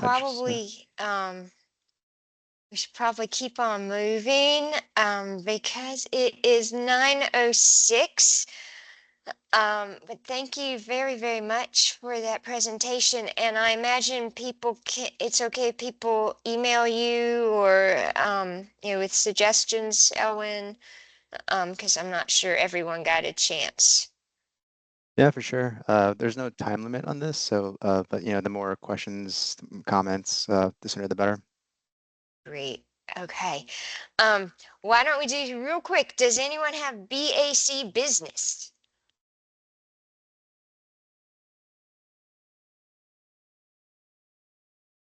I just have one item, which is that the November meeting might be a different date, corresponding with VDOT. They said, as of a few weeks ago, they told me that they should be ready to come again to our backpack meeting in November. So next month is November, and given that the BAC would normally meet at the very beginning of the month, and it would be the Monday before the presidential election, the night before, that may not be ideal for everyone. So most likely the November BAC will be on the PAC date, which would be November 13th. Correct me if I'm wrong, Eric or Pam, but that is my guess. That is correct. I think you're right. Okay.